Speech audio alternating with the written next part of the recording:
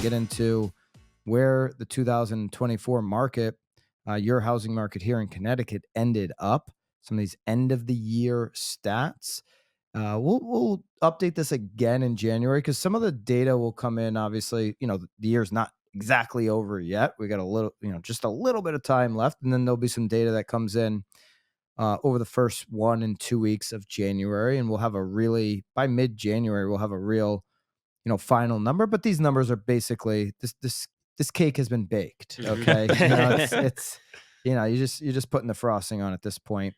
And where do you want to start? I think maybe if you're a homeowner, the sexiest conversation is sales price. It's been nothing like it. It's been a record-setting year. Homes in 2024 in Connecticut are worth more now than they ever have been in the history of homes being available in Connecticut. So if you're feeling bad, you just spent a lot of money on gifts and food over the holidays. Just look at your home price, and it makes you feel better. But yeah, you missed it last week when we were talking about specific counties, and like we talked about the Hartford Metro having the largest appreciation in the country year over year at like 31%. And so I just in my head I was like, imagine you bought a house for that was equity appreciation. Buy a house for $400,000 and you gained 30% equity year over year in it.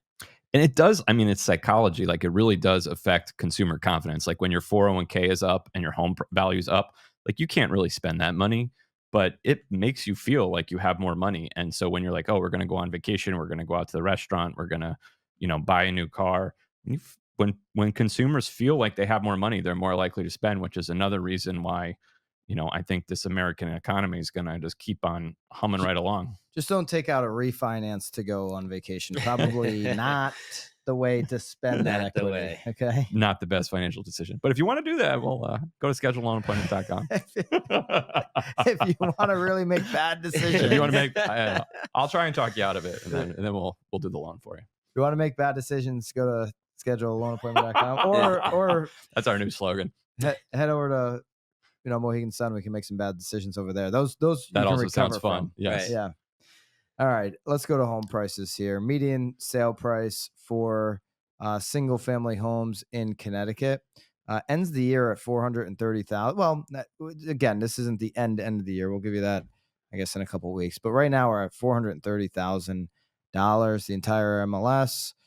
This covers up 9.4% on a rolling 12 months. This is as of, basically just extracting December's data out of it. $430,000 median sale price. The average sale price across Connecticut, get ready, comes in at $610,000. Okay. That is a monster number. The end of the year in November 2019, the average sale price was $365,000. Say that again. The median home price in Connecticut was $610,000. That's the average. Average. Oh, average. Average. Okay, so going back to the median, it's $430,000.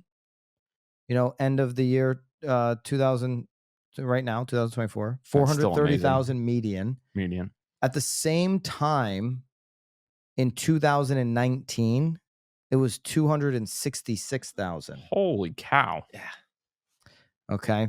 So there you are. That's single family. If we go to townhouse and condos, the median right now is coming in at $282,000, up over 10%, up double digits. Same time in 2019, we're looking at $166,000. That is insane. Now, it didn't really go up that much from like 2009 to 2019. So it was kind of didn't go up at all. Pent up appreciation. Like it was. Well, from 2009 to 2012, it was still going down. 2012 was the bottom. So you really take it from 2012 to all the way to 2019. You really saw, I'll give you that. All right. 2012, same time of, right now, the end of the year was 160,000. 2012 on this is townhouse condos, right? And then right 2019 was 166,000. You gained $6,000 on your condo from 2012 to 2019, and now it's at 282,000. Let's do that with single families. So I Okay. saw a really interesting graph once. What they did was they took home prices like back in the 90s, and they said if you just did a straight line, like 4% appreciation over 25 years or something, we're kind of like right on track with where you'd expect that we would be with, Yeah, we had these. long-term averages. But we had this period of 10 years where it's like home prices didn't go up, and Well, then all of a sudden they got like, okay, it caught up to like he- where we should be kind of situation. we caught up dramatically the last few years in Connecticut.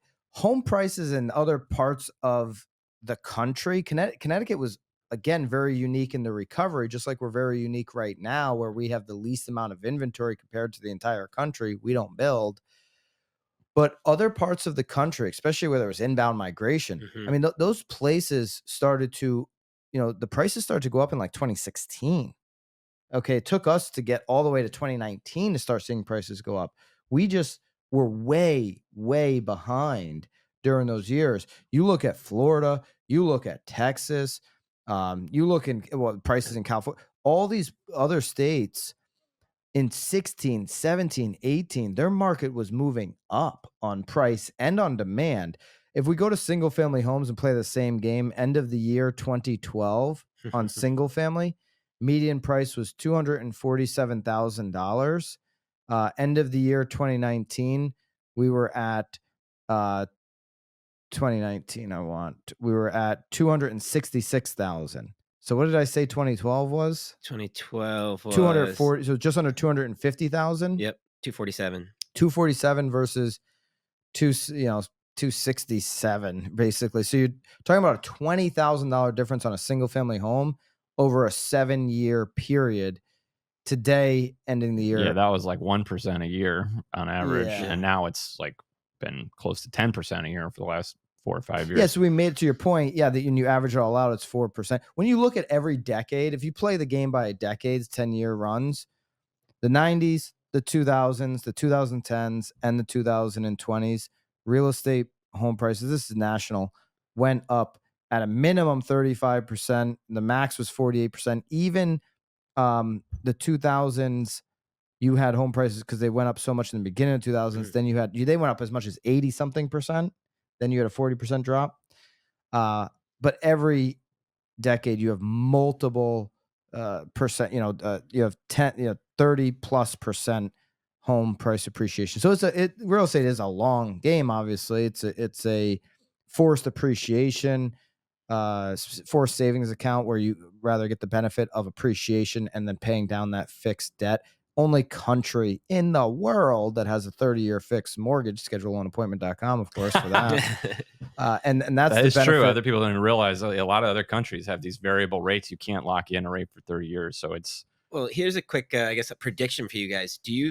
How many years, or do you think even in 25 that Connecticut will start to climb back up to some like semblance of balance, or do you think we're going to be in this for the next couple of years? Without inventory, the imbalance of this market where people who want to buy a home, it's going to be very competitive, hard right now, unaffordable for many because of the cost of borrowing. We don't build homes, and you'll hear people like say they want more affordable options for their kids, but not in their backyard. They don't. Right.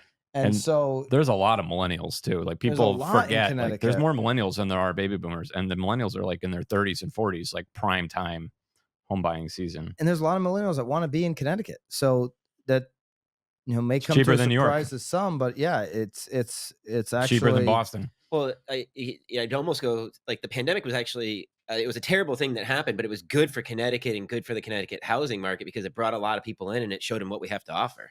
Yeah, I mean, there was a time, 10 years ago, 15 years ago, where people were leaving Connecticut to go to New York and Massachusetts, and then, I mean, that changed. I mean, now they're coming back again.